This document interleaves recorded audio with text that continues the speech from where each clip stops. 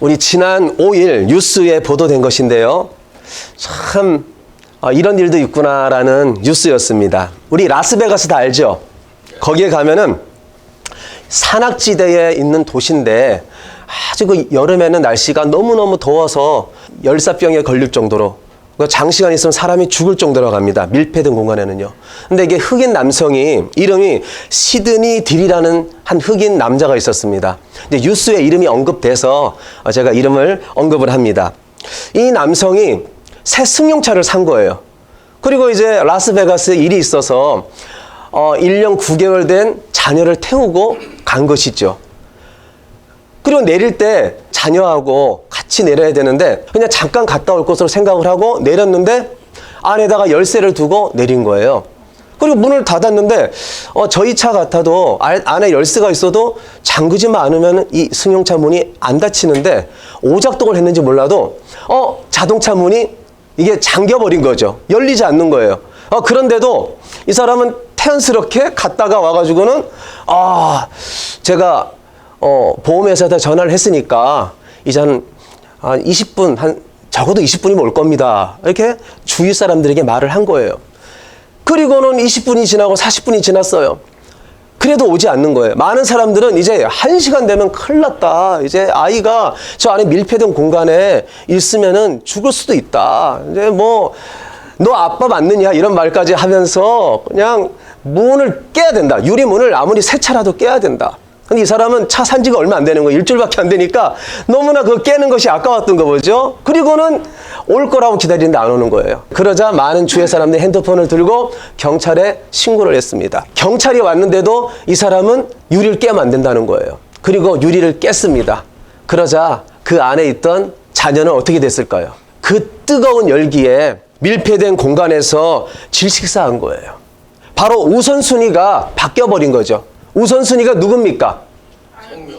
예, 우선순위는 바로 자녀인 거예요. 자녀인 거예요. 자기 자녀를 살려야 되는데 그 우선순위가 바뀌어버리니까 이 어처구니없는 바로 일이 벌어진 것입니다. 그래서 시중에 보면은 많은 우선순위에 대한 책들이 나와 있습니다. 예, 이렇게 내 삶의 우선순위. 그리고요, 우선순위를 보니까 영어라든가 수학이라든가 이 우선순위가 얼마나 중요하면은 이렇게 우선순위 기초 0단어, 우선순위 0단어 수거해가지고 영어에도 우선순위가 그렇게 중요함을 많은 서적들은 강조를 하고 있습니다. 그런데 여러분, 성경에도 우선순위가 얼마나 중요한지 우리에게 이렇게 강조하고 있습니다. 우리 한번 다 같이 마태복음 6장 33절 말씀 읽어보겠습니다. 먼저 그의 나라와 그의 의를 구하라. 먼저 무엇을 구하라고요? 그의 나라와 하나님의 나라, 오직 예수 그리스도의 의를 구하라는 거예요. 그러니까 하나님의 나라, 바로 예수 그리스도, 그러니까 우리가 중요한 이 교회, 이것이 우리의 우선순위인 줄 믿습니다.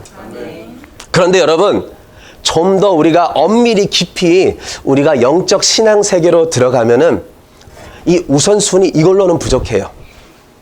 왜 부족하느냐? 오늘 제가 설교 제목에 예수님이 전부인 삶을 사십시오, 이렇게 제가 제목을 정해놨듯이 우선순위, 우리가 예수가 전부인 그런 삶을 살아야 될 줄 믿습니다. 이것이 나의 간증이요. 오직 예수 그리스도. 우리가 좀 전에 찬양했듯이 우리가 어떻게 고백을 했습니까?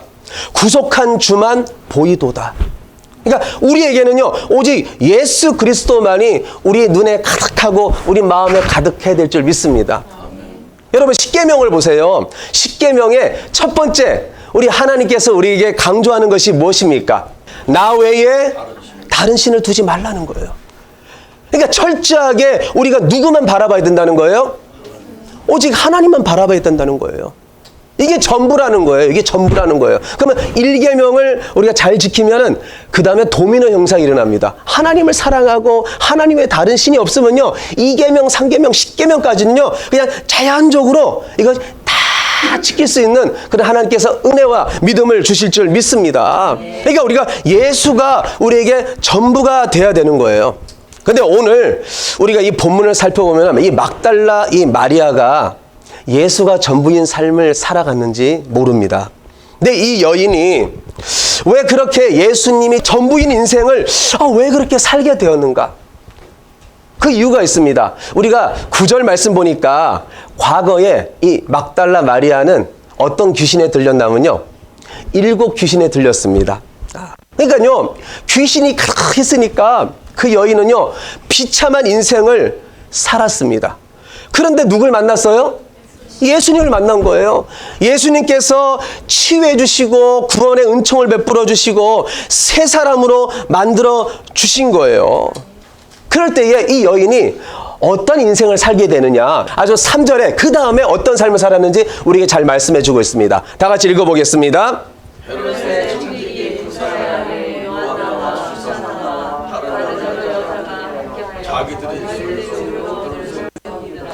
후반절에 뭐라고 말씀하고 있어요? 자기들의 소유로 그들을 섬기더라. 주님의 은혜를 받고 은택을 받고 그 다음에 이 막달라 마리아는요 자신의 모든 소유를 가지고 물심양면으로 그들을 섬기더라. 그들이 누굽니까? 예수님의 제자, 예수님과 이 제자들을 갖다가 물심양면으로 최선을 다하여서 섬김에 살았다는 거예요. 그러니까 여제자의 삶을 살았다는 것입니다. 이렇게 살고 그냥 끝났을 거예요? 하나님, 나는 물질 드리고 헌신했으니까 이제 끝입니다. 이렇게 산 것이 아니고요. 이 막달라 마리아, 이 여인은 어디까지 가느냐? 예수님의 그 죽음의 현장, 골고다 현장까지 따라가는 거예요. 만약에요, 예수님의 여제자, 제자라는 오해를 받으면 어떻게 될까요? 예수님처럼 죽게 될 수도 있어요. 제자들 다 도망쳤잖아요. 다 도망친 가운데 이 막달라 마리아는 그 예수님의 은혜에 너무나 감사해서 끝까지 예수님의 이 골고다 현장까지 가는 거예요. 예. 그러니까 참 끝까지 주님을 따라가는 그 은혜에 감사해서. 그리고요, 거기에서 끝난 것이 아닙니다. 예수님이 죽은 이후에 이 안식 후 첫날 예수님이 운명하신 후에 그 부활의 아침에 또 무덤까지 가는 거예요.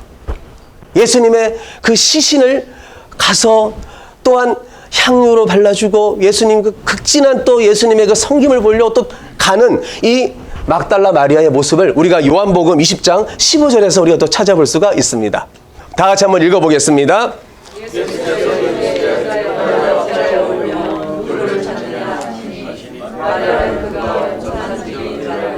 이르되 주여 당신이 옮겼거든 어디 두었는지 내게 이르소서. 그리하면 내가 가져가리이다. 예수님의 그 시신이 있는 곳까지 가가지고 끝까지 가는 거예요. 그리고는 여기 동산지기인 줄 알고, 그러니까 예수님이 동산지기인 줄 아는 거죠. 살아났다는 걸 꿈에도 모르는 거예요. 그리고는 어디다 옮겨 두었는지 어디 두었는지 내게 이르소서. 그리하면 내가 가져가리이다. 지금 뭐까지 가져가겠다는 거예요? 예수님의 시신까지. 근데 여러분, 우리가 참 사랑을 합니다.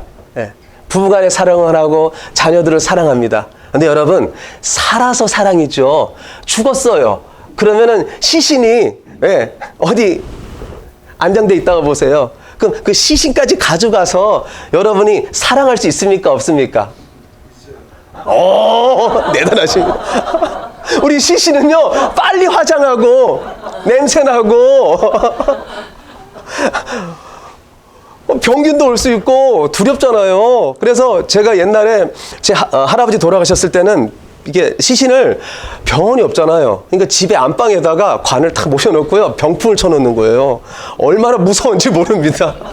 살아생전에는 그렇게 따뜻하게 해주었는데 그렇게 무섭더라고요. 사람이 죽었다고 생각하니까. 그때 초등학생이었는데도 여기 마음이 통통통 뛰는 거예요. 그런데 이 막달라 마리아는 예수님의 시신까지 가져가겠다고 막 울면서 애원하는 거예요. 내가 예수님 어디 계시는지 향품을 좀 내가 발라드려야 되겠다고. 이런 모습을 우리가 볼 때에 정말 이 막달라 마리아는 예수님이 전부인 삶을 살지 않았는가 이렇게 생각이 됩니다. 누가 전부였다고요? 예수님이 전부인 삶을 살았다는 거예요. 그 이유가 뭡니까? 그 은혜에 감사하는 거죠. 나는 7 귀신이 들렸는데, 7 귀신은요, 히브리 이 언어로 완전수라고 합니다. 그러니까 완전히 영적으로 귀신에게 사로잡혀 버린 거예요. 그러니까 비참한 인생을 살았죠. 어려서부터 그랬으니까 많은 사람들이 혀를 찼을 거예요. 돌아다니면 안 됐어, 안 됐어. 아유, 어떻게 저렇게 살아? 귀신 들린 모습으로 소문이 나니까 이 여인을 사람 취급도 안 했을 거예요. 그런데 예수님이 오셔서 예수님이 귀신을 내쫓아 주시고 축계의 능력을 베풀어 주심으로 구원의 은총을 받은 거예요. 그러니까 이제부터는 귀신이 다 떠나고 자기 인생이 이제는 완전히 활짝 열린 거예요. 완전 이제는 새로운 인생이 된 거예요. 그러니 이 여인은요, 끝까지 물질 들이고 시간 들이고 예수님의 시신까지도 가져오겠다는 그 이 예수님의 은총의 은혜에 감사하는 이 모습을 우리가 찾아볼 수가 있습니다. 첫째, 하나님이 전부인 사람은 결코 주님의 은혜를 잊지 않는다는 것입니다. 여러분, 우리도 그런 구원의 은총을 받은 줄 믿습니다. 우리 에베소서 2장 3절 말씀 다 같이 읽어보겠습니다. 시작.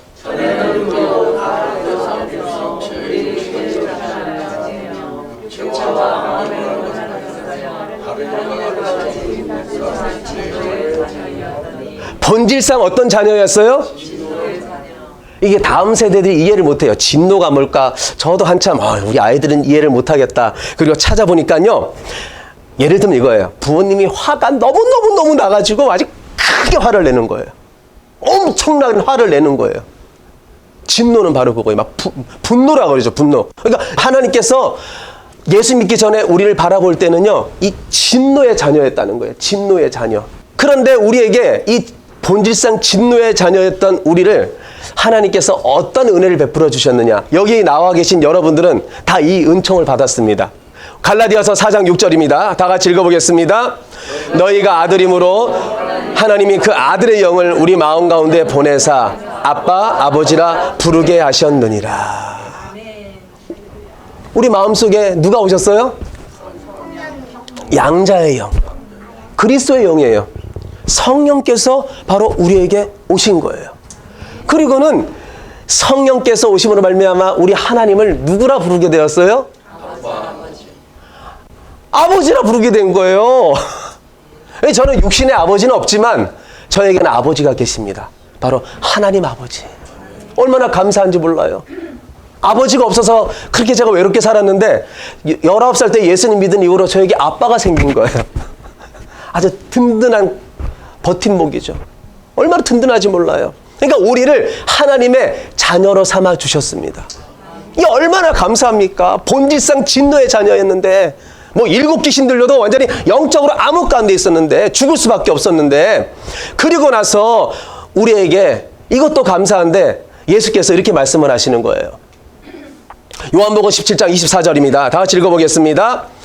아버지여, 내게 주신 자도 나 있는 곳에 나와 함께 있어 아버지께서 창세전부터 나를 사랑하심으로 내게 주신 나의 영광을 그들로 보게 하시기를 원하옵나이다. 나 있는 곳에 나와 함께 있어. 우리에게요, 천국 시민권을 준 줄 믿습니다. 여러분, 캐나다에서요, 시민권 받기가 어려워요, 쉬워요? 어려워요. 제 주위에는 어떤 분이 그러더라고요. 노예 아닌 노예로 살았대요. 5년을 그렇게 살았다고 어떤 분은 말씀하시더라고요. 어떤 분은 10년 넘어도 그 시민권이 없는 분도 있어요. 근데 하나님께서 우리를 나 있는 곳에 나와 함께 있어. 하나님의 나라가 너희 것이라고 말하는 거예요. 너희는 나의 후사라고 말씀하시는 거예요. 그것도 우리에게 돈 바꿔 줬을까요? 거저 주었을까요? 거저 줬다는 거예요. 그래서 선물이라고 합니다. 선물. 에베소서 2장 8절입니다. 다 같이 읽어보겠습니다. 너희는 그 은혜에 의하여 믿음으로 말미암아 구원을 받았으니 이것은 너희에게서 난 것이 아니요 그냥 자랑치 못하는 거예요. 하나님의 선물을 우리가 받은 거예요. 가장 큰 선물을, 구원의 선물을 우리가 받은 줄 믿습니다. 그럼 이렇게 선물 받았으면 끝납니까? 아, 그래, 구원 받았으니까 이제 끝! 이게 아니더라고요. 구원받고 그냥 끝나는 것이 아니고 그 다음에 주시는 더 큰 은혜가 있어요. 우리 요한계시록 21장 8절에 예수 안 믿는 사람들이 어떻게 되느냐, 우리 한번 다 같이 읽어보겠습니다. 그러나 두려워하는 자들과 믿지 아니하는 자들과 흉악한 자들과 살인자들과 음행하는 자들과 점수가들과 우상 숭배 자들과 거짓말하는 모든 자들은 불과 유황으로 타는 못에 던지리니 이것이 둘째 사망이라. 불과 유황이 못에 타는 못에 던진다는 거예요. 두려워하는 자들과 믿지 아니하는 자들. 이것이 둘째 사망이라는 거예요. 그러니까 예수 믿은 사람은 사람으로 태어났으면 한 번 죽지만 우리는 둘째 사망이 없는 줄 믿습니다. 그럼 왜 둘째 사망이 없느냐? 요한계시록 20장 6절에 이렇게 말씀해 주고 있습니다. 다 같이 읽어보겠습니다. 이 첫째 부활에 참여하는 자들은 복이 있고 거룩하도다. 둘째 사망이 그들을 다스리는 권세가 없고 도리어 그들이 하나님과 그리스도의 제사장이 되어 1000년 동안 그리스도와 더불어 왕노릇하리라. 말씀 보세요. 둘째 사망이 그들을 다스리는 권세가 없다는 거예요. 네. 누구에게요? 첫째 부활에 참여하는 자들. 예수께서 우리에게 부활의 첫 열매가 된 줄 믿습니다. 그러니까 예수 믿은 우리는 부활한다는 거예요. 그들에게는 둘째 사망을, 이 사망이 다스릴 권세가 없다라는 것이죠. 그리고 우리가요, 그리스도의 제사장이 되어 1000년 동안 그리스도와 더불어 왕노릇하리라. 그래서 우리를요, 왕 같은 제사장이라 하는 거예요. 그의 나라요, 네, 거룩한 우리를 제사장이라 하는 거예요. 그러니까 얼마나 우리가 하나님 앞에 감사하고 또 감사해야 됩니까? 요한복음 11장 26절입니다. 이 은혜가 어떤 사람에게 주느냐? 다 같이 읽어볼게요. 시작.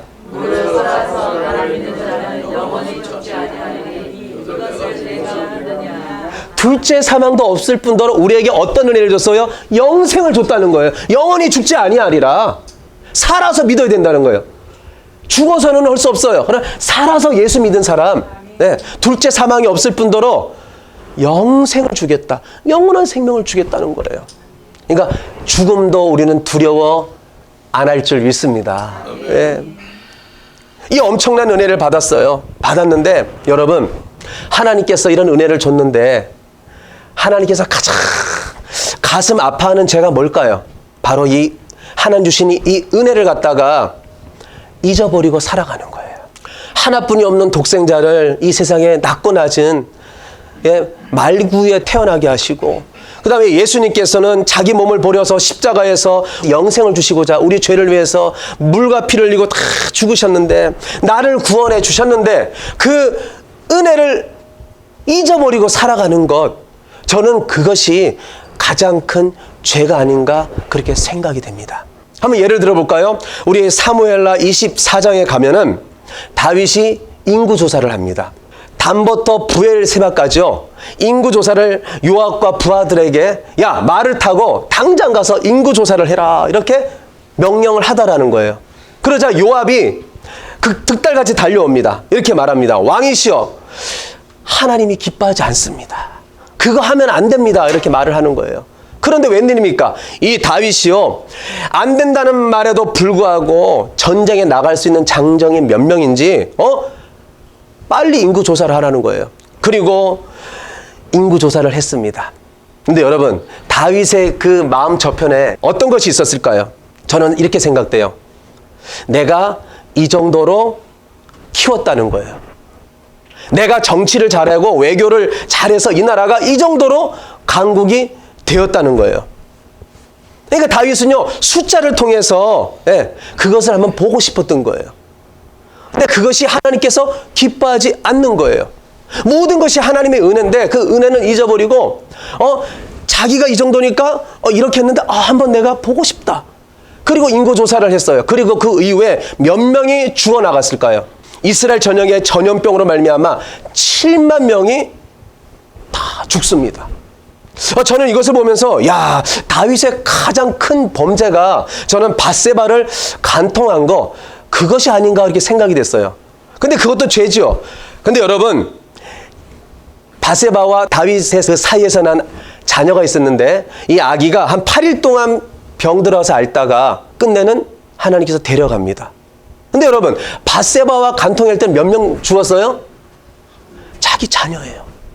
그런데 이 인구조사를 하면서 자기의 어떤 외적인 것을 과시하고 나타내고자 하는 이 교만을 품었을 때는 하나님께서는 이 7만 명이나 하나님께서 죽게 하는, 하나님께서 이 징계를 내린다는 거예요. 저는 이 말씀을 보면서 야, 이 코로나 가운데 우리가 지금 어려움은 당하고 있지만 이것이 지금 장기화되고 있지만 우리가 어려울수록 하나님의 그 은혜를 갖다가 우리가 더 되돌아보고 더 생각해야 되지 않는가, 이렇게 제가 적용하게 되었습니다. 여러분, 지금 많이 경제적으로 어렵죠? 힘들죠?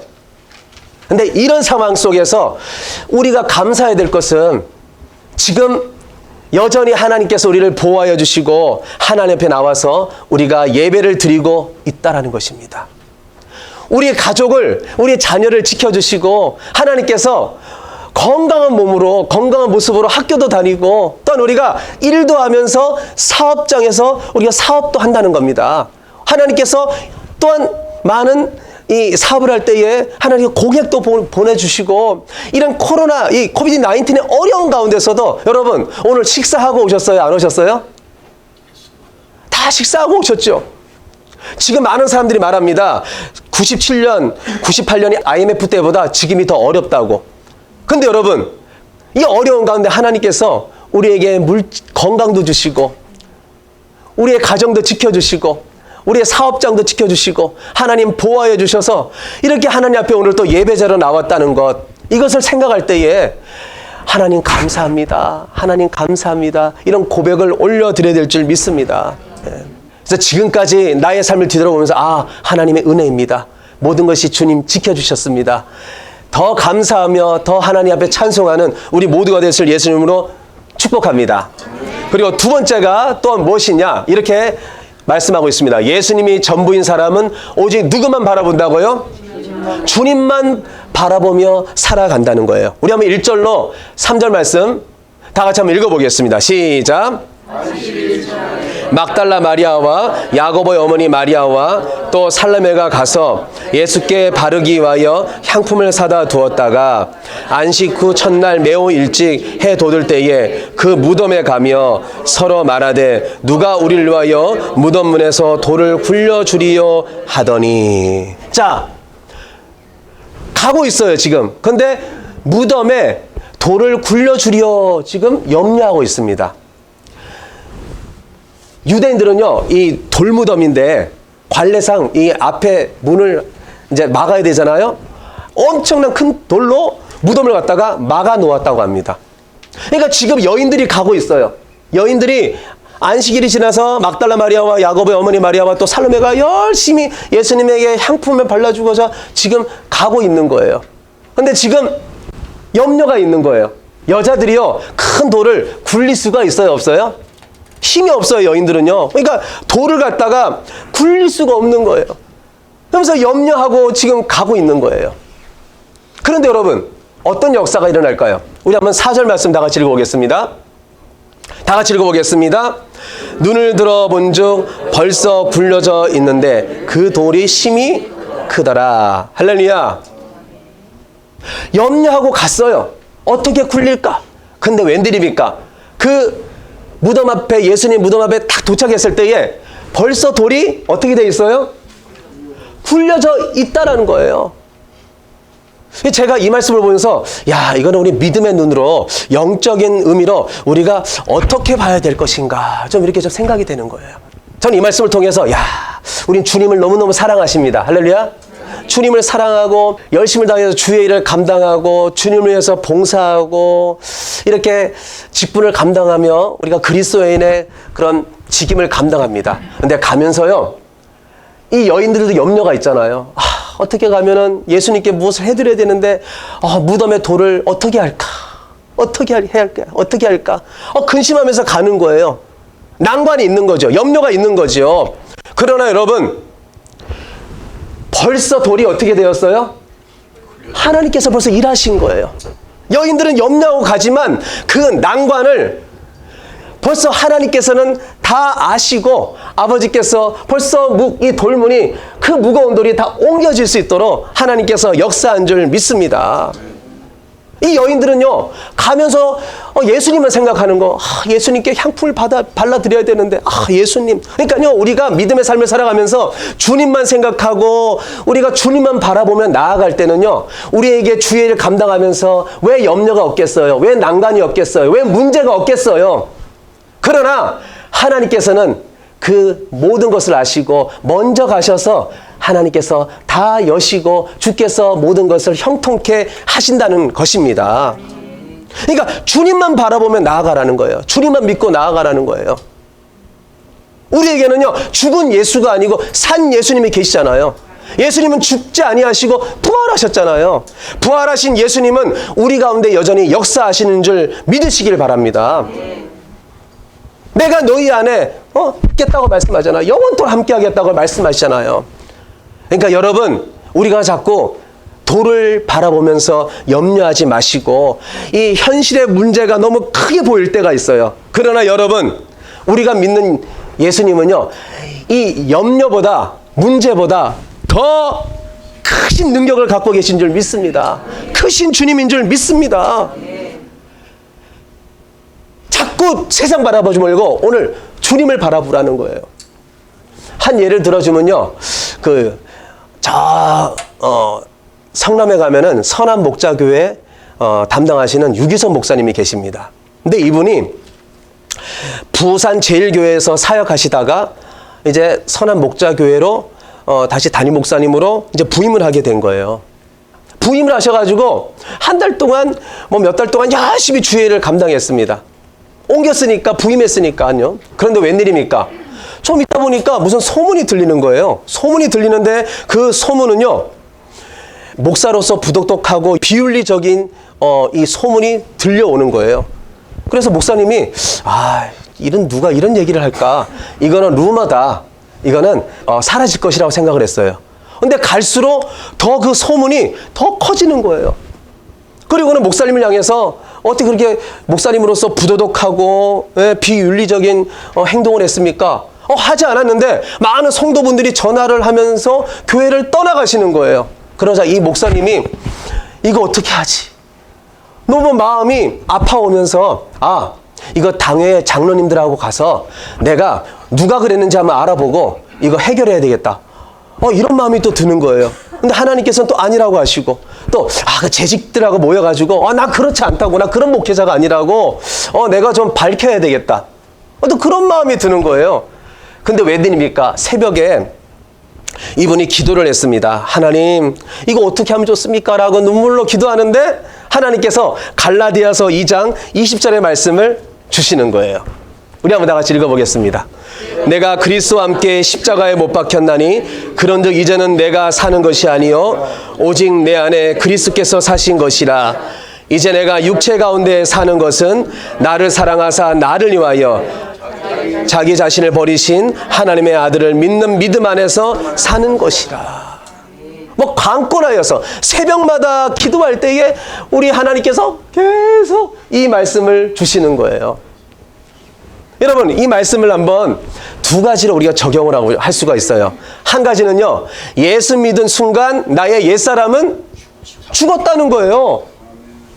그러니까 유기소 목사님에게 말하는 거예요. 야, 너는 내 안에서 죽었어. 아니, 죽었는데 왜 이게 올라와? 계속 화가 올라오고 왜 그것을 갖다가 안절을 부절하지 못해? 여러분, 죽었으면요, 때리면 아예 할까 안 할까요? 욕을 하면 벌떡 일어날까요? 손가락질하면 우악 하고 살아날까요? 아니잖아요. 여러분, 우리는 영적으로 죽은 사람인 줄 믿습니다. 죽은 사람은요, 감정적으로 반응이 없어요. 반응이 있다는 것은 우리가 지금 살아있다는 거예요. 나는 예수와 함께 죽었는데 우리가 그렇지 않다는 거죠. 또 하나는 뭘까요? 하나님의 아들을 믿는 믿음 안에서 사는 것이다. 내 안에 누가 살아요?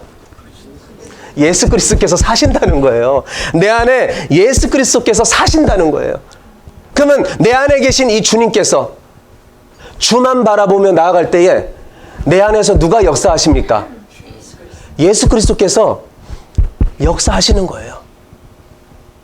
주님이 다 아시잖아요. 그러니까 말씀하시는 거예요. 내가 너와 함께 있어. 내가 다 알아. 그러니까 나한테 다 맡기고 기도하라는 거예요. 그래서 이 유기성 목사님이 아무 말 하지 않고 시간을 기도하면서 지냈다고 합니다. 그리고 여전히 하나님께서 맡기신 목회 사역을 더 열심히 감당한 거예요. 그래서 웬일입니까? 석 달, 넉 달 지나니까요, 교회가요, 이제 자중을 하는 거예요. 그 소리가 여기에서 저기에서 나왔는데 이제 안 나오게 되는 거예요. 그리고 좀 지나니까 전화가 오는 거예요. 목사님에게 전화하고, 목사님 그럴 수 있습니까? 라고 나갔던 많은 성도들이 전화가 오면서, 아, 목사님, 그것이 뜬 소문인지 알았습니다. 아, 목사님 죄송합니다. 그리고 다시 가겠습니다. 그리고 많은 성도님들이 돌아오면서 이 교회가 회복되고 또한 아름다운 열매가 맺는 그런 역사가 일어났다. 그래서 여러분, 우리에게 있어서 감당할 수 없는 큰 염려의 돌은 무엇입니까? 주만 바라보시길 바랍니다. 주만 바라보며 나아갈 때에 문제보다 크신 하나님께서, 우리의 형편을 다 알고 계신 주님께서 역사하여 주심으로 말미암아 우리가 믿음으로 살아나는 그런 역사가 있을 줄 믿습니다. 이제 말씀을 맺도록 하겠습니다. 사랑하는 성도 여러분, 우리 한 주간 동안 내게 베푸신 하나님의 은혜를 한번 되새기면서 하나님께 더 감사하는 시간을 가지시길 바랍니다. 그리고 지금까지 내가 더 주님을 바라보지 못하는 삶을 살았다면은, 아버지, 이제부터는 그 어떤 것보다, 무엇보다 예수님이 전부인 삶을 살 수 있도록 주여 믿음을 주시옵소서. 나의 자녀, 나의 어떤 사업장, 어떤 사람, 어떤 그 무엇보다 예수가 전부인 삶을 살게 해주시옵소서. 이렇게 기도하면 삶으로 말미암아 주의 능력으로 여전히 승리하는 우리 모두가 되시기를 예수님으로 축원드립니다. 이 시간 다 같이 오직 예수뿐입니다. 우리 하나님께 찬양하겠습니다.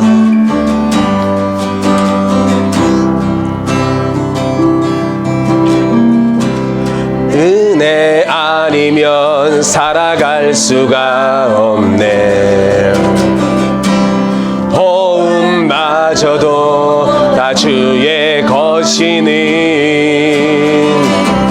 세상 평안과 위로 내겐 없어도 예수, 오직 예수뿐이. 다시 한번요.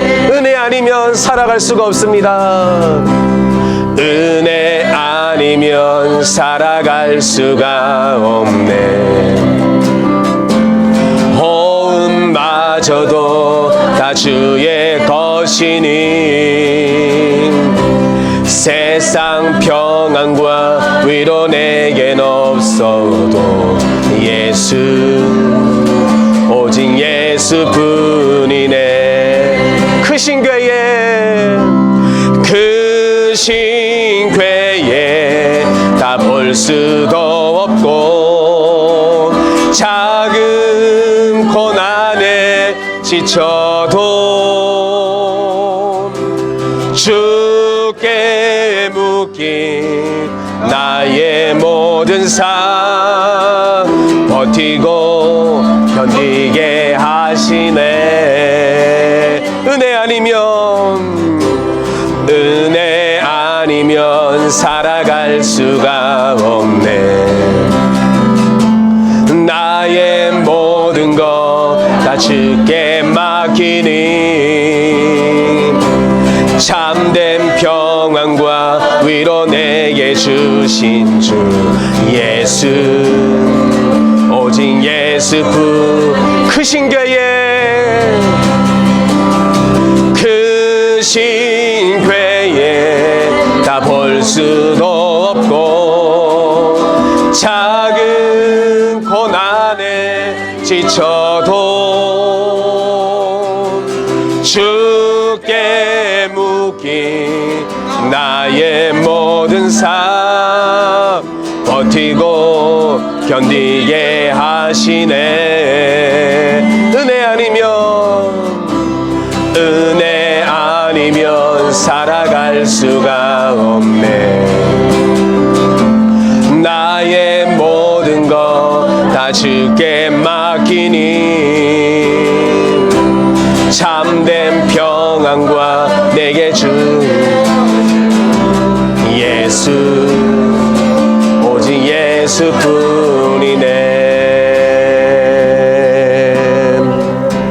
이 시간 우리 말씀을 기억하면서 정말 막달라 마리아는 7 귀신 들리고 그 예수께서 귀신을 또한 내쫓아주고 구원의 은총을 베풀어 줄 때에 예수가 전부인 삶, 자기의 모든 것을 드려도 정말 예수님 시신까지도 데려올 정도로 모실 정도로 예수가 전부인 그런 믿음이었는데, 우리가 혹시 예수님의 그 구원의 은총을 받고 십자가의 그 대속함의 은총을 받고 우리가 이 세상 살아가면서 우리에게 감사와 그 은혜에 충만한 그 고백이 없었습니까? 이 시간 예수가 전부인 삶을 살지 못했던 아버지, 나를 용서하여 주시옵소서. 이제부터는 주님께서 허락하여 주신 그 은혜에 감사하고 주만 바라보며 오직 예수가 전부인 삶을 살 수 있도록 주여 나를 인도하여 주시옵소서. 우리 주여 한번 주고 기도하겠습니다. 주여.